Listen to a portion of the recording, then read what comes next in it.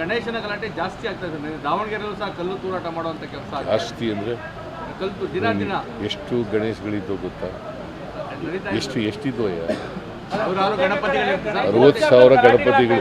ಅದು 2 ಇನ್ಸಿಡೆಂಟ್ ಆದರೆ ಬಹಳ ಸಾವಿರಾರು ನೂರಾರು ನಡೀತವೆ ಅಂತಂದ್ರೆ ಹೇಳಿ.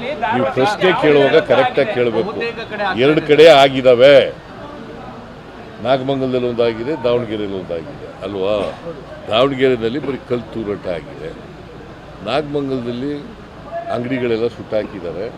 ನಾವು ಅದಕ್ಕೆ ಯಾರು ಪೊಲೀಸ್ನವರ ಫೇಲ್ಯೂರ್ ಇದೆ ಅನ್ನೋದು ಗೊತ್ತಾಗಿದೆ. ಹಾಗಾಗಿ DYSPನ ಇನ್ಸ್ಪೆಕ್ಟರ್ನ ಸಸ್ಪೆಂಡ್ ಮಾಡಿ. ನೋಡಪ್ಪ, ಇವರು BJPಯವರು ಈ ಪ್ರಚೋದನೆ ಮಾಡ್ತಕ್ಕಂಥದ್ದು ಕೋಮು ಗಲಭೆಗಳಾಗಬೇಕಾದ್ರೆ BJPಯವರೇ ಕಾರಣ. ಅವ್ರ ಪ್ರಚೋದನೆಯಿಂದ ಇವೆಲ್ಲ ಆಗ್ತದೆ. ಸರ್, ಇನ್ನೊಂದು ಡಿನೋಟಿಫಿಕೇಶನ್ ಕೇಸು ಕುಮಾರಸ್ವಾಮಿ ಅವ್ರದ್ದು ಬಂದಿದೆ. ನಿನ್ನೆ ಪ್ರೆಸ್ ಕಾನ್ಫರೆನ್ಸ್ ಎಲ್ಲ ಮಾಡಿದ್ದಾರೆ 3 ಜನ ಮಿನಿಸ್ಟ್ರು.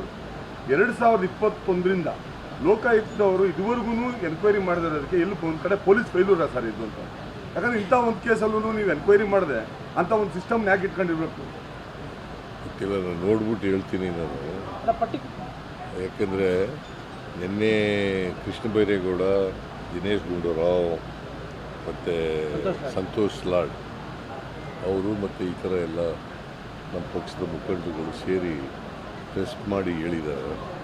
ಸೊ ಅದು ಕುಮಾರಸ್ವಾಮಿ ಮತ್ತು ಯಡಿಯೂರಪ್ಪ ಅವರಿಬ್ಬರ ಕಾಲದಲ್ಲಿ ಆಗಿರ್ತಕ್ಕಂಥದ್ದು. ಸೊ ಅದನ್ನು ನೋಡಬೇಕು, ಫೈಲ್ ತರಿಸಿ ನೋಡಬೇಕು. ಅದ್ರ ಬಗ್ಗೆ ತನಿಖೆ, ಯಾಕಂದರೆ ಅದು 100 ಎಕರೆದಿರುವಂಥ ಕಾರಣಕ್ಕೋಸ್ಕರವಾಗಿ ತನಿಖೆಗೆ ಆರ್ಡರ್ ಆಗ್ತಾ ಇದೆ. ತನಿಖೆ ಚುರುಕು ಮಾಡುತ್ತಾ ಇದ್ದಾರೆ. ಎಷ್ಟು 100 ಎಕರೆ ಅಂತ? 100 ಎಕರೆ ಇಲ್ಲ, 1 ಎಕರೆ 11 ಗುಂಟೆ ರೀ, ಸರಿಯಾಗಿ ತಿಳ್ಕ. 1 ಎಕರೆ 11 ಗುಂಟೆ ವ್ಯಾಲ್ಯೂ. ಬಿಕಾಸ್ ಅದು ಭಾಳ ಇಂಪಾರ್ಟೆಂಟ್ ಜಾಗದಲ್ಲಿ ಬೆಲೆ ಬಾಳ್ತಕ್ಕಂಥ ಜಮೀನು. ಅಂಥದ್ದನ್ನು ಡಿನೋಟಿಫೈ ಮಾಡಿದ್ದಾರೆ. ಅದರಲ್ಲೂ ಕುಮಾರಸ್ವಾಮಿಯವರ ಬಾಮೈದನಿಗೆ ಮಾಡಿದ್ದಾರೆ. ಆಮೇಲೆ ಅವ್ರ ಅತ್ತೆ GPA ಹೋಲ್ಡರ್ ಆಗಿದ್ದಾಳೆ. ಸೊ ಅಧಿಕಾರಿಗಳು ಇದು ಬರೋದಿಲ್ಲ, ಸ್ವಾಧೀನ ತಗೊಂಡಾಗಿದೆ, ಇದು ಅವಾರ್ಡ್ ಎಲ್ಲ ಕೊಟ್ಟಾಗಿದೆ ಅಂತ ಹೇಳಿದ್ರು ಮಾಡಿದ್ದಾರೆ. ಮತ್ತು ಯಾರು ಸತ್ತೋಗಿದ್ದಾರೆ ಅವ್ರ ಹೆಸರಿನಲ್ಲಿ ಮಾಡಿದ್ದಾರೆ. ರಾಕೇಶ್ ಸಿಂಗ್ ಕನ್ಫೆಸ್ ಮಾಡ್ಕೊಂಡಿದ್ದಾರೆ. ರಾಕೇಶ್ ಸಿಂಗ್ನು ಹೋಗಿ ಹೇಳಿದಾರಂತೆ. ಹೌದು, ರಾಕೇಶ್ ಸಿಂಗ್. ಆದರೆ ಇಷ್ಟೆಲ್ಲ ಆದ್ರೂ ಸರ್ಕಾರ 2 ವರ್ಷ ಫೈಲ್ ಮೇಲೆ ಕೂಡಬೇಕಾಗಿತ್ತು ಸರ್. ಇಂಥ ಕೇಸ್ಗಳು ಹೇಳೋದು ಕರೆಕ್ಟಾಗಿದೆ. ನಾನು ಫೈಲ್ ನೋಡ್ಬಿಟ್ಟು ಹೇಳ್ತೀನಿ.